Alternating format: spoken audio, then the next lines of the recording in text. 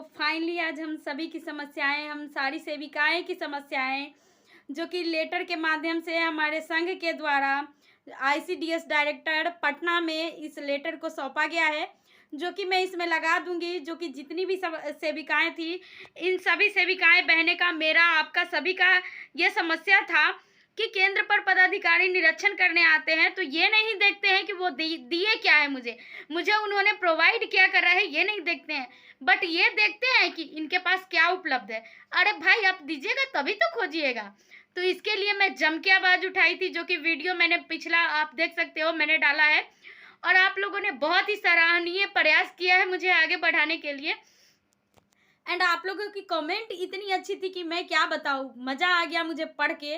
और हौसला, जो मैं तो बुलंद हूँ लेकिन आप लोग ने मुझे इतना बुलंद बना दिया कि क्या बताऊँ मैं। सच में काबिलिए तारीफ़ है कि आप लोगों ने इतना अच्छा मुझे कमेंट किया। बहुत जितने भी कमेंट आए हैं सब भर भर के कमेंट किए हैं कि दी आपके हौसले को सलाम है। तो प्लीज़ आप लोग मेरा साथ ऐसे ही दीजिए, मैं आप लोगों के लिए कुछ कर सकूं। तो मेरे यहाँ निरीक्षण हुआ, उसको लेकर के मैंने विरोध भी किया विभाग से लेकर के हमारे संघ के लोगों से कि हम लोगों के लिए इस पर कुछ निदान किया जाए ताकि हम लोग सेफ रह सके। अदरवाइज जो आएंगे हमको इसी तरह बोल करके चले जाएंगे। तो उन्होंने संघ के जो हमारी गीता दीदी है, तो उनका आज मैं बहुत बहुत धन्यवाद करना चाहूँगी कि उन्होंने मेरी समस्याओं को समझा। एंड हमारे विभागीय पदाधिकारी ने भी हमारी समस्याओं को समझा, और उस लेटर को फाइनली आज हमारे डायरेक्टर को सौंप दिया गया है कि हम लोगों को क्या क्या चीज़ें नहीं मिल रहा है। जो कॉल आने की वजह से थोड़ा सा मैं डिस्टर्ब हो गई थी। तो मैं बता रही थी कि जो पोषाहार की राशि है उसके बारे में जो गैपेज है, जो डिफरेंटेड है, जो कि हम लोगों को कुछ और रेट दिया जाता है जो कि मार्केट में कुछ और रेट है। तो इस पे भी बहुत गंभीरता से उन्होंने इस चीज़ों को लिखा है। एंड जो कि चावल का उठाव है, मैं सारे चीज़ों का आप लोग को बताऊंगी। वो लेटर में क्या क्या लिखा है मैं पढ़ के सुना दे रही हूँ, एंड उस लेटर को मैं लगा दे रही हूँ, ठीक है। तो होप आप लोग को वीडियो अच्छा लगेगा। अगर अच्छा लगेगा तो एक लाइक करिएगा, और चैनल पे जो लोग आ रहे हैं तो हमारी सेविका बहन है, उनके लिए बहुत ही मेरा जो भी वीडियो है वो हेल्पफुल है एंड इन्फॉर्मेटिव वीडियो है। तो प्लीज़ एक लाइक करिएगा, चैनल को सब्सक्राइब करिएगा, और वीडियो को अपनी सेविकाओं बहनों के साथ एंड ग्रुप में शेयर करिएगा। तो चलिए मैं आप लोगों को लेटर लगा दे रही हूँ, और लेटर में क्या क्या लिखा है वो सारी चीज़ें का जानकारी दे रही हूँ। तो जैसा कि मैं आप लोगों से बोली भी थी कि मैं इस समस्याओं को लेकर के मैं बहुत आवाज़ उठाऊंगी, एंड मैंने उठाया भी।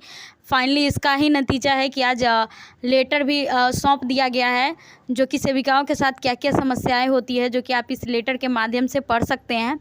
जो कि हमारे आईसीडीएस के मुख्य सचिव हैं उनको दे दिया गया है, लेटर को सौंप दिया गया है, जो कि 31 तारीख को कल सौंपा गया है। एंड मैं लेटली आप लोग को वीडियो दे पा रही हूँ क्योंकि थोड़ी सी व्यस्तता के कारण आप लोग जान सकते हैं सेंटर होता है सुबह में तो टाइम नहीं मिल पाता है। उसके बाद मैंने अभी वीडियो बनाना शुरू किया है, अभी 12 बज रहा है, तो ये पोस्ट होते होते 3-3:30 बज जाएगा क्योंकि यहाँ नेट का इशू रहता है। अहम समस्या है जो कि पहले आप लोगों को बता दें कि लेटर में क्या क्या समस्याएं हैं। रेट दिया जाता है जो कि मार्केट के रेट में दोगुना मतलब अंतर आप समझ सकते हैं, लगभग उसी के दायरे में आता है।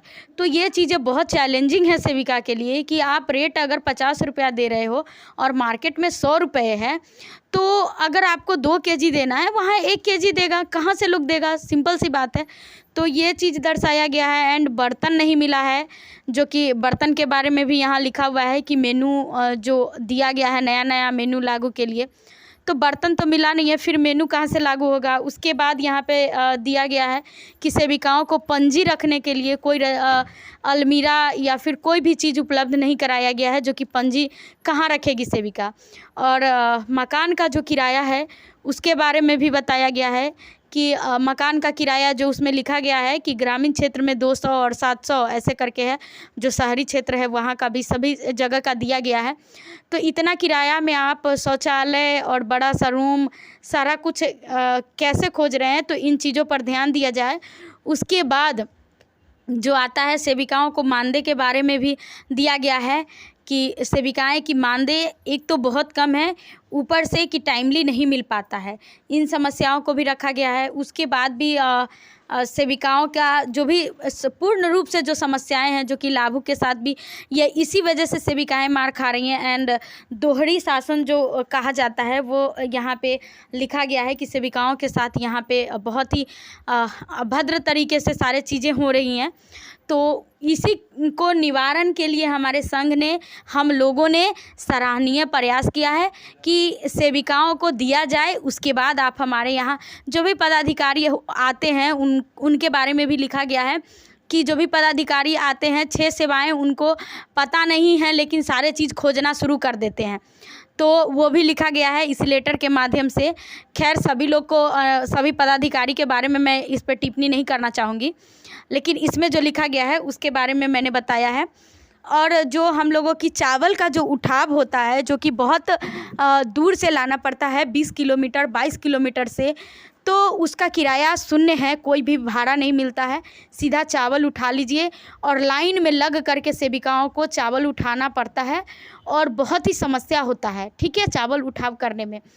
और उसके बाद जो मैं बता दूं कि हम लोगों को परियोजना में, जो कि हमारे लेटर के माध्यम से दिया जा रहा है कि परियोजनाओं में सेविकाओं को जो सेक्टर बैठक होता है वो सेक्टर में नहीं किया जाता है, जो कि परियोजना में सेविका को बुला करके सेक्टर बैठक का आयोजन किया जाता है, जो कि परियोजना में नहीं बुलाना है।